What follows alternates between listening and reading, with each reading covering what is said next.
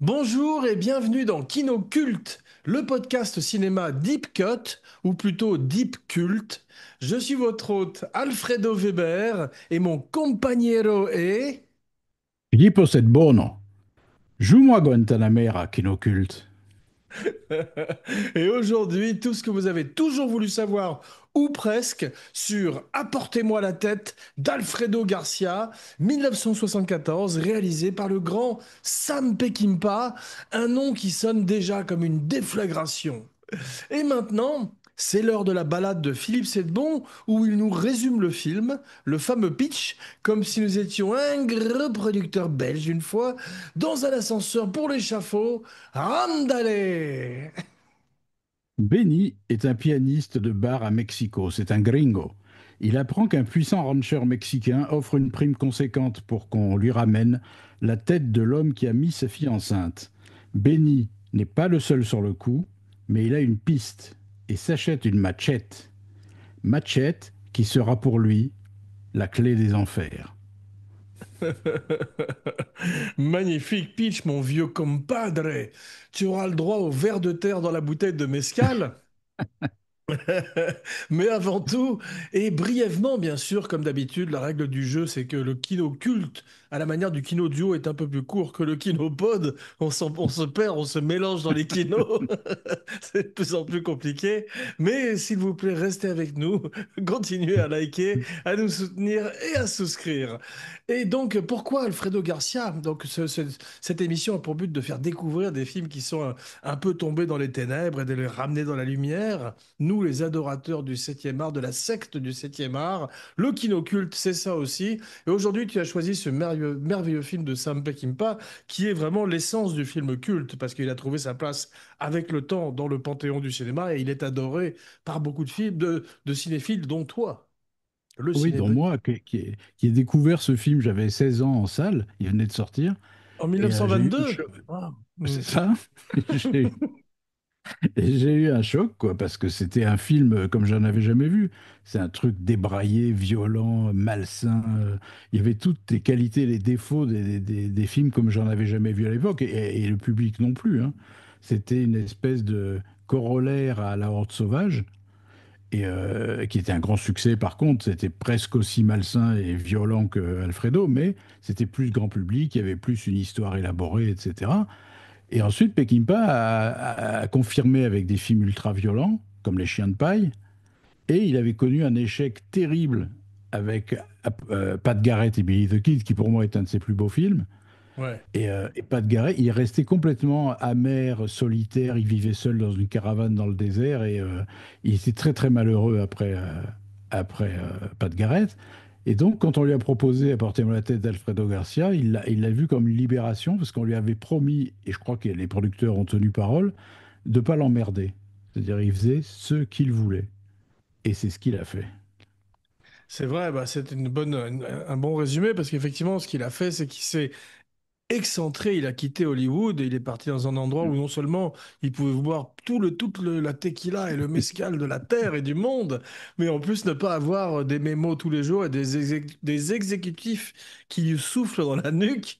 Donc, Daryl Zanuck d'ailleurs, c'est pour ça que ça vient de là. Mais effectivement, donc il a une liberté. Et tout d'un coup, on le Voilà. sent dans le film. C'est ce que voudrait faire avec un petit peu moins d'alcool et de drogue Robert Rodriguez. J'ai trouvé beaucoup un Hmm. souffle très très Peckinpahesque dans son œuvre, en moins bien de Rodriguez, mais quand il est parti au Texas et qu'il a fondé sa compagnie, bon, il est parti dans les fonds verts, mais en tout cas, il a voulu avoir la même indépendance que Peckinpah a essayé d'avoir, mais Peckinpah, c'était vraiment roots, c'était une espèce de Cassavetes avec le verre du mescal, quoi, en fait, en C'est plus. ça, mais surtout, il était autodestructeur dès ses débuts.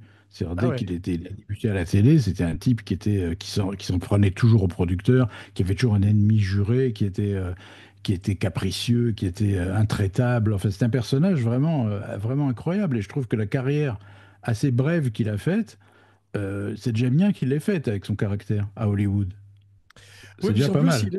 il a été, il a eu beaucoup de succès à une époque. Tu parles effectivement de La Horde Sauvage. Il y a eu certains de ses films qui ont été. Bon, il a commencé dans le western avec des films exceptionnels. Moi, un de mes westerns préférés, c'est Coup de feu dans la Sierra, parce que Oui, justement, c'est un de ses premiers westerns crépusculaires sur la fin d'un mythe, la fin d'une ère et la fin de deux hommes que sont Randolph Scott et Joel McCrea, qui bien avant Impitoyable, incarnent des vieux cow-boys sur leur tour. Et ça, c'est très émouvant. Et après, effectivement, il a acquis cette violence, cette sauvagerie qu'on retrouve chez Tarantino, qu'on retrouve chez les frères Cohen, qu'on retrouve dans Breaking Bad aussi, ou Sicario, tous ces films en particulier ouais, qui ont une ouais. couleur latino. Eh bien, il y a ce même humour désespéré, ce même nihilisme et cette même beauté des images.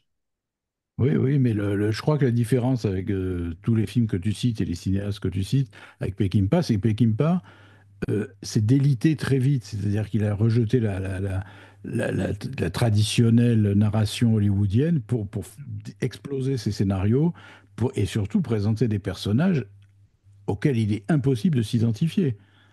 Même le héros, si on peut appeler héros Benny dans Apportez-moi l'Alfredo Garcia, comment s'identifier à lui? Je veux dire, la première fois qu'on le voit dans l'intimité, il est en train de s'enlever des morpions quand même. Ouais, C'est énorme. heureusement que c'est Warren Oates qui amène quand même tout le charme et Ouais. qui est assez beau parce que même si c'est une version trash et presque clocharde de Getaway, de Guet-apens, si tu veux, avec à la place de Steve McQueen, cette espèce de personnage de Warren Oates qui fait penser. Tu sais qu'il y a un jeu vidéo que tu connais pas qui est Grand Theft Auto 5. Il y a un personnage comme ça dedans qui s'appelle Trevor, qui est une espèce de Walton Goggins aussi, où tu sais, c'est qui sont ces espèces de losers magnifiques.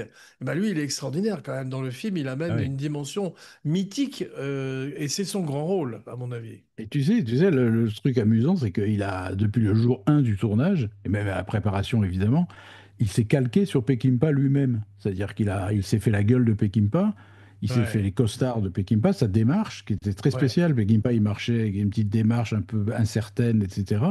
Et il s'est calqué dessus, et Peckinpah ne s'en est aperçu qu'à la projection. Extraordinaire. C'est-à-dire qu'il a vu Mais le film avec son producteur, il s'est retourné vers lui, il a fait ce salaud m'a imité.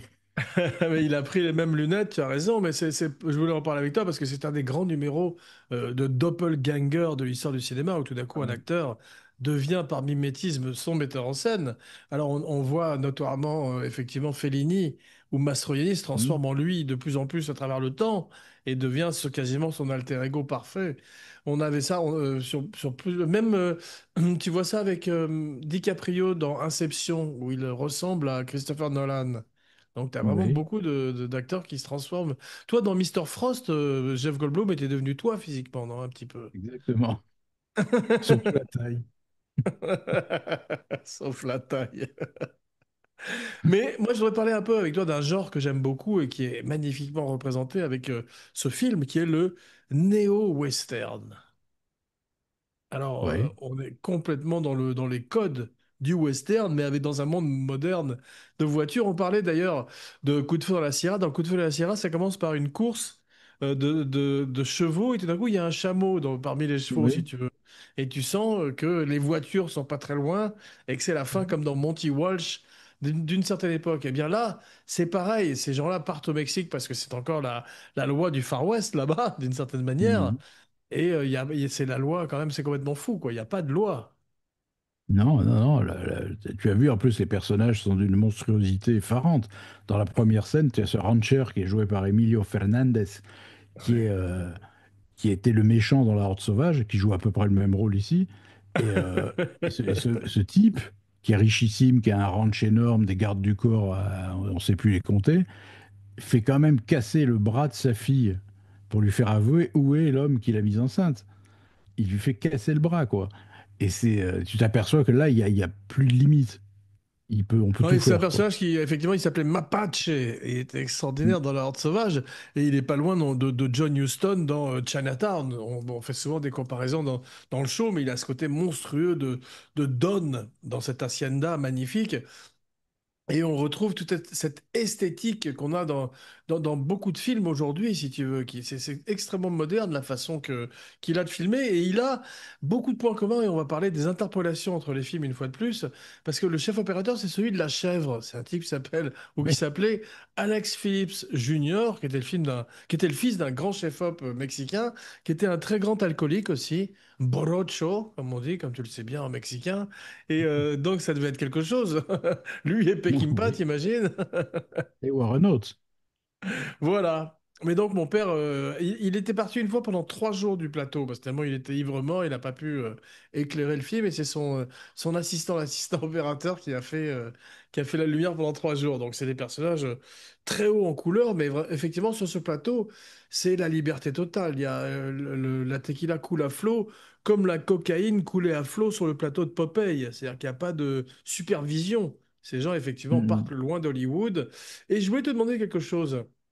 On dit notoirement qu'on ne peut pas véritablement jouer sous alcool. Quand tu dois jouer un alcoolique, tu vas pas te mettre à picoler parce que si tu fais 10 Mhm. prises et que tu dois travailler toute la journée, tu vas être dans un état lamentable. Alors, les grands alcooliques dont on parle souvent, comme Peter O'Toole ou Richard Burton, ou même des Français dont je tairai le nom, avec qui on a travaillé par exemple, mais donc eux arrivent à fonctionner avec peut-être moins des dosages si tu veux, mais tu peux pas jouer un alcool. On dirait qu'il boit par moment véritablement quand même.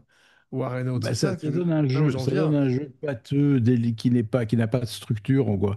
Par contre, j'avais vu une interview passionnante de Martin Landau qui parlait comment jouer un alcoolique, qui expliquait. Ouais. Il disait, ce qu'il faut comprendre, c'est qu'un alcoolique, dans la vie, il fait tout pour qu'on voit pas qu'il est ivre. Ah, non, c'est Michael Caine qui disait ça. Ben, il l'a repris de Martin Landau, qui était Ah, prof de c'est drôle. comédie, je pense. C'est Ouais. drôle, génial. Et, euh, et c'est exactement ça. C'est vrai. Et donc, quand on est bourré, on peut pas jouer ça. On peut pas jouer le type qui fait semblant de, tu vois.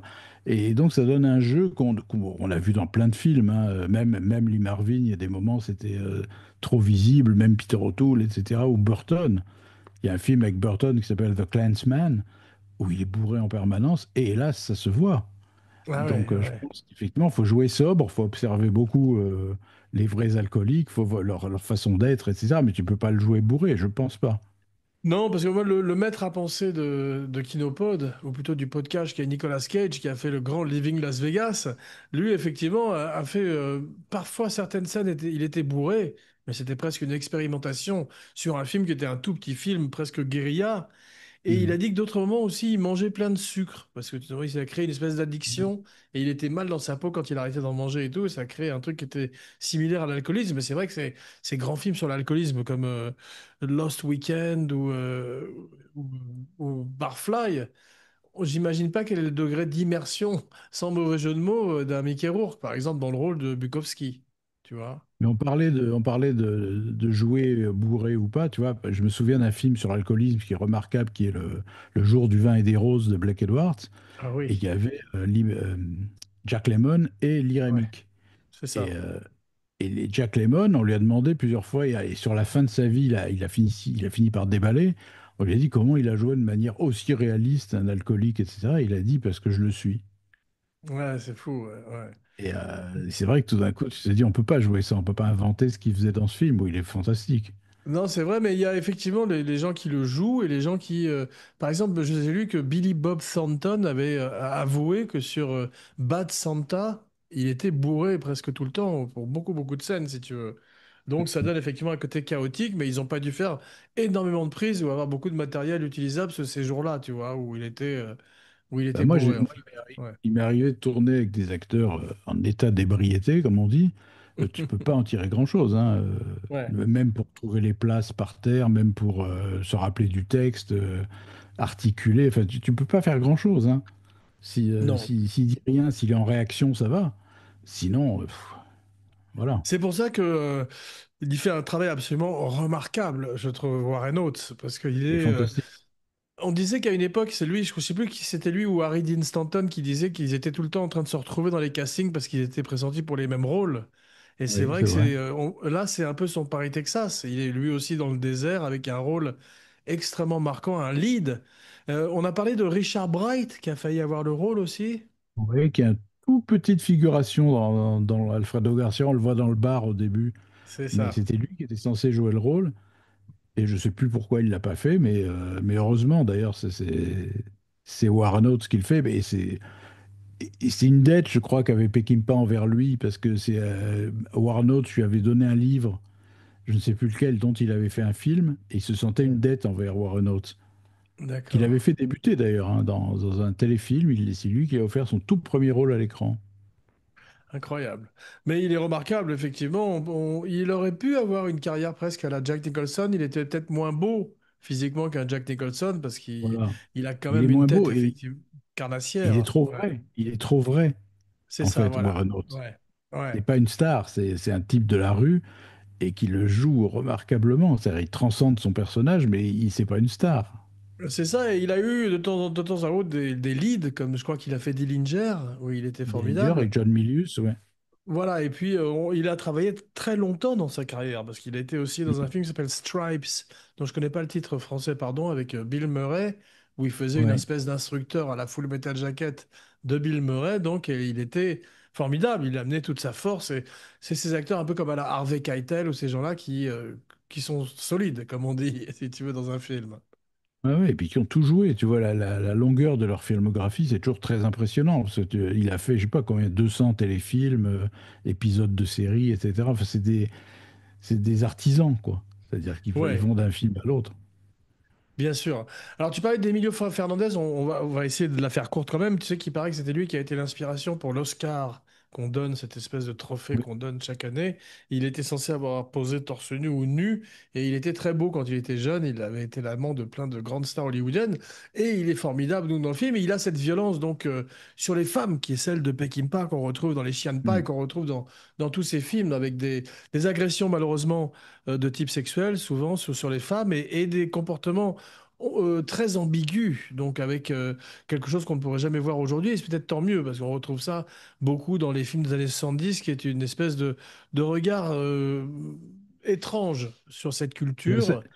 la séquence avec Chris Christopherson qui joue un motard, Ouais, il y a deux motards qui s'arrêtent dans un campement où tu as Warren Oates, pardon, avec sa ouais. copine Isela Vega. Il y a une espèce d'agression sexuelle qui est complètement glauque, qui ne sert pas à grand-chose à l'histoire, à part révéler une espèce de machisme, de trucs, mais vraiment hors Oui, et puis sujet, avec je des dirais. retournements de situation où tout d'un coup, comme dans les chiens de paille, tu te demandes, mais qui est tout d'un coup, où sont les renversements de pouvoir, etc. Enfin, c'est très malsain, c'est très glauque, probablement comme Peckinpah dans la vie. Je voudrais juste signaler aussi que Isela Vega était une chanteuse. On voit qu'elle chante dans le Oui, film merveilleusement bien, qu'elle a une grande carrière, et qu'il y a un autre point commun avec la chair, c'est elle a vécu pendant très longtemps avec Jorge Luke. Jorge Luke qui oui. jouait Arbal. Tu, tu, tu, tu. Dans la chèvre. Et t'as également Jorge Rosek. Tu vois qui c'est? Oui, très bien. Et ben, il joue Très aussi bien. dans la chèvre. Il fait un des gangsters non crédités Donc mon père Mais a travaillé c'est, avec les mêmes acteurs que Peckinpah, qui sont les acteurs bien sûr locaux mexicains. Mais c'est drôle, toute cette parole, ce lien, ces liens entre les deux films. mais il doit y avoir tu sais, une espèce de mafia là-bas d'acteurs mexicains sachant parler anglais. Ah, c'est ça, mais Donc, donc on apportez-moi les retrouve. apportez-moi la tête de François Perrin. Oui, c'est ça.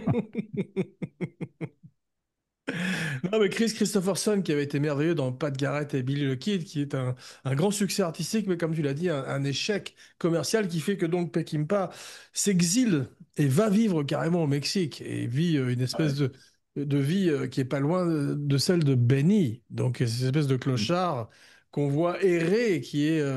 Il y a un côté Casablanca aussi, si tu veux, où quand il est dans cette espèce de bar au milieu de nulle part, qui est un vrai bar d'ailleurs. Ouais, oui, c'est une version cradingue de Casablanca, en fait, le début. C'est C'est ça, vraiment ça. C'est exactement. Ouais. une Et tu as version deux personnages alcoolisée. étonnants qui sont dans la tradition du pulp, parce qu'on est vraiment dans le art pulp. Ça fait penser beaucoup à ce que ferait Tarantino par la suite, en particulier les Kill Bill, si tu es dès qu'il y a un parfum de désert. Mais là, quand tu as des personnages comme celui joué par Robert Weber et celui joué par Gig Young, qui n'ont pas des gros rôles, mais ils sont très marquants dans ces deux tueurs qu'on imagine homosexuels, un petit peu à la manière des deux tueurs Oui, des Diamants sont éternels. Tu as vu, il y a un peu des liens de oui, parenté, je oui, trouve, entre les deux. Ouais, tout ouais. à fait. D'ailleurs, il y a une manière incroyable de le faire passer, Peckinpah. C'est-à-dire que tu as les deux on sait rien d'eux, donc on les voit arriver, on peut dire que c'est deux potes ou deux associés, tu vois. Et quand ils se mettent au bar face à Benny pour l'interroger, etc., tu as une prostituée qui vient et qui met la main sur la cuisse de Robert Weber. Ouais, Et, euh, et Weber la laisse faire 2 secondes et après il lui fout un coup de coude en pleine figure. La fille tombe évanouie par terre et tu sens que ouais. c'est genre me touche pas devant mon mec, quoi. Ouais, ouais, mais Et c'est c'est très gênant d'ailleurs, parce qu'il y a un côté après. de... Ouais, ça c'est vraiment ce Peckinpah qui serait qui est insupportable. C'est toute l'horreur je trouve, du cinéma de Peckinpah, qui est pas utile. Mais c'est vrai qu'eux sont formidables. Guy Yang, qui a eu un destin tragique, lui a une drôle de tête. Hein. T'as vu, il a l'air complètement déconnecté. Il fait peur quand même, je trouve. Oui, c'est vrai, il est toujours très inquiétant. Et c'était une espèce de jeune premier suave de la Warner, tu sais, qui était un acteur sous contrat et qui faisait Ouais, toutes les présentations de films, les bandes annonces, enfin, il faisait plein de trucs hors cinéma. Et ouais. c'était un type complètement mondain, branché Hollywood, etc. Il a eu un Oscar en fin de carrière, enfin, sur On achève bien les chevaux, où il était vraiment extraordinaire. Extraordinaire. Il a fait une fin de pas mauvaise jusqu'à ce qu'il se tire une balle. Ouais, malheureusement, et je crois que sa femme aussi. Enfin, en tous les cas, c'est vrai une fin très tragique. Il a été viré après une journée de tournage sur Le shérif est en prison, où il jouait le rôle qui a fini par aller à Gene Wilder, qui est venu dépanner Mel Brooks. Mais effectivement, il était censé être sur le wagon de chemin de fer de Far West, mais il était tombé du wagon. Il était un grand alcoolique à la mer de Peckinpah. Ça devait être quelque chose sur le plateau aussi entre les deux. Mais il a un tout petit rôle dans le film, mais il est formidable. Et c'est vrai que c'est ces étranges films où on parlait du côté Elmore Leonard, tu vois, un petit peu de tous ces personnages. Et il y a un côté livre. Je crois pas que ce soit tiré d'un livre. C'est une idée originale d'un ami Ouais. ou d'un producteur, en tous les cas, qui est allé voir Peckinpah. Et Peckinpah voulait le faire depuis La balade de Cable Hogg, qui est un film que j'adore, La balade de Cable Hogg aussi. Voilà un autre film de Peckinpah qui est beaucoup plus poétique, beaucoup plus méditatif sur l'Ouest et la fin de l'Ouest aussi. Mhm. Mais il y a ce qui frappe dans Le Phare de Gracia en le revoyant, je ne l'avais pas vu depuis un moment, c'est le côté cauchemar. C'est cauchemardesque. C'est-à-dire à Ouais. partir du moment où tu peux voir le film, il y a beaucoup d'interprétations sur des films comme ça. Mais quand Warren Oates se réveille dans la tombe, que la tête d'Alfredo a disparu et que sa femme est morte avec lui dans la même tombe, tu peux te dire qu'il est mort lui aussi. Et qu'après, c'est une espèce de voyage au bout de l'enfer quand il se réveille, qui avec son costard blanc qui est tout crasseux, et du sang sur le front qu'il nettoie jamais, Ouais. il a toujours cette croûte de sang sur la tête, etc. Et il part à la recherche de la tête d'Alfredo. Et après, ça devient complètement onirique, c'est-à-dire qu'il devient copain avec la tête. Ouais. Il lui parle, il lui donne des douches, et il veut plus s'en Je suis séparer. complètement d'accord avec cette interprétation qu'il est mort effectivement avec sa Oui, bien-aimée, comme dans un conte de fées, dans ce gothique mexicain terrifiant, dans ce cimetière. Et enfin, et effectivement, quand il part avec cette tête à qui il parle, qu'on dirait des scènes tu sais, qu'on pourrait présenter pendant des cours de théâtre, quasiment, c'est magnifique comme Warren Oates le joue et il est seul avec cette tête. On est complètement, comme tu dis, dans un film d'horreur. On n'est pas loin même de Basket Case, tu sais, de oui, Frankenheimer, ces films très très très obscurs, très underground, où tout d'un coup il parle à une tête qui est couverte de mouches et ces mouches, c'est le seigneur des mouches, c'est le diable si tu veux, c'est le pacte avec le oui. diable et on est complètement, c'est Mandy aussi avec Nicolas Cage encore, ou tous ces films qui sont en bordure de surnaturel. Ça c'est vachement C'est ça. intéressant, Et je trouve. ce qui est fantastique, c'est que le talent de Warren Oates, parce que je pense qu'il y a énormément d'impro, hein, à mon avis, dans les scènes avec la tête. Ouais. Son talent est tel qu'il arrive à faire évoluer sa relation avec la tête. Ouais. C'est-à-dire qu'au début, il lui fait des reproches, il l'engueule en disant t'aurais jamais dû faire ça, t'es un connard, etc. Et puis petit à petit, il s'attache à lui, puis il finit par l'appeler mon pote, et il veut pas. Et quand à la fin, El Jefe lui dit à ses hommes balancez-moi cette tête au chien, là, il aime pas du tout Benny. Ouais. Ouais, Il ouais. reprend la tête et c'est la fusillade démarre à ce moment-là. Il veut pas qu'on Mais oui, mais à la maltraite fin, Alfred. quand il part avec la fille et la tête fait partie de la famille. C'est une sitcom avec la C'est tête ça. d'Alfredo Garcia qui fait partie, c'est devenu quasiment le chef de la famille, quoi. C'est étonnant, C'est quoi. exactement ça. Et là, je Mais c'est dis, un on est en côté, plein cauchemar. voilà, c'est massacre à la tronçonneuse, c'est hallucinant, quoi. Mais le tout dans une espèce de rythme un peu languide qu'il y a pendant tout le film.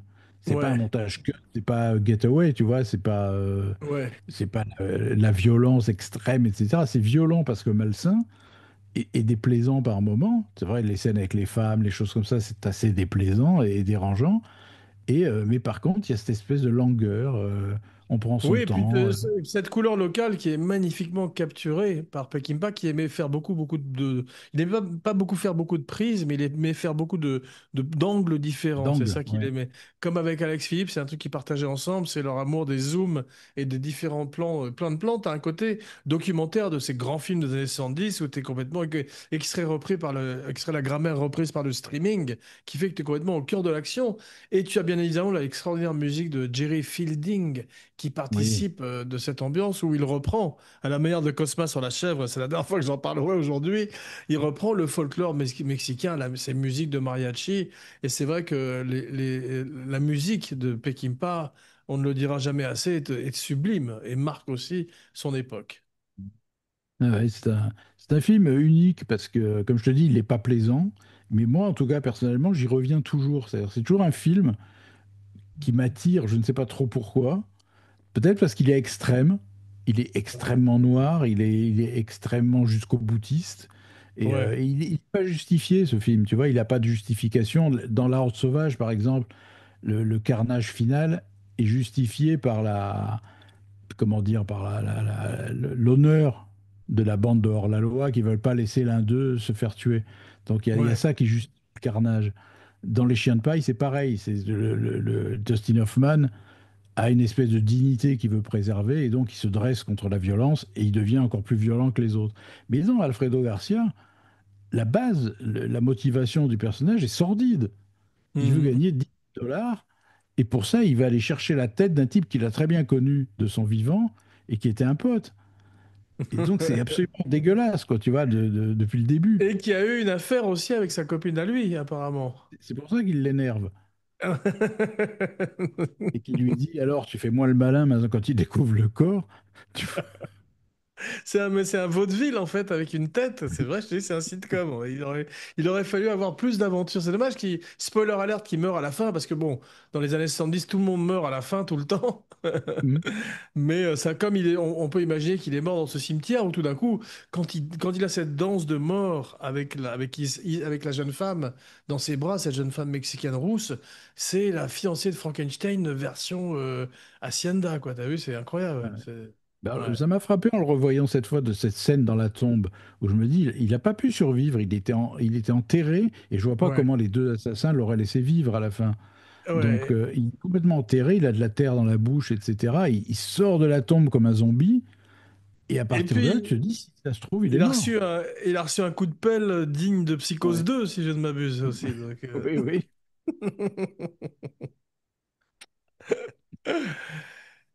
Ouais, bah alors donc moi ce que je trouve que ce qui est extraordinaire c'est le travail on n'en parle jamais mais le travail ce qu'on appelait à une époque la script girl, tu sais, qui sont les gens qui sont pas toujours des femmes mais qui s'occupent de la continuité des Mhm. looks.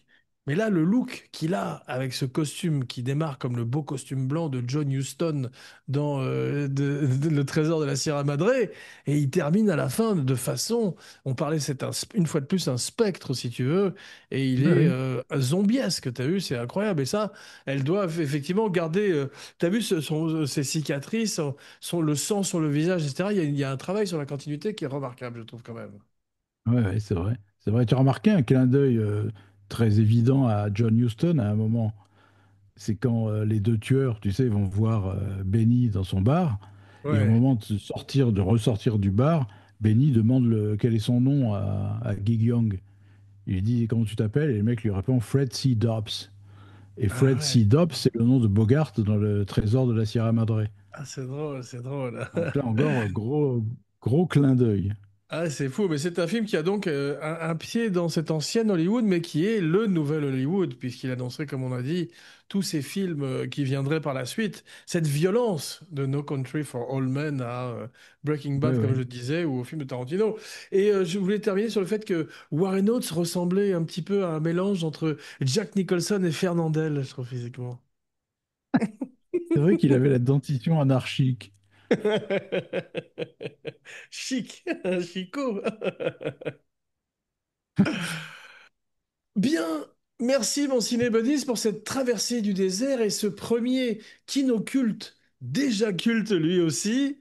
Alors, comme je disais, spoiler alerte, tout le monde meurt à la fin du film. Heureusement, pas dans notre émission, puisque nous revenons dans quelques jours pour un nouveau Kinopod, tous ensemble, le gang au grand complet, ou un kino duo, un kino culte, qui n'en veut. On a tout ce qu'il faut en magasin, et même des kino snacks pour l'entracte. En attendant, comme d'habitude, n'oubliez pas de liker, de partager, de commenter, de follower et de vous abonner en particulier à la chaîne Abracadapod sur YouTube avec tous les 15 jours une nouvelle fantastique vidéo de l'ami Romain Lenov, son Katia Lazareva. Et maintenant, voici venu l'heure de dire ton nom et ta phrase signature, la fameuse catchphrase. Philippe, c'est bon. Aïe, cabron! Parfait, je fus Jean Weber pour Kinopod, ou plutôt Kinoculte. Aïe, caramba! Quand t'es dans le désert, depuis trop longtemps, non, non, non, tu te demandes à qui ça sert. Tous ces podcasts un peu pourris qu'on te demande de faire les yeux bandés. Aïe!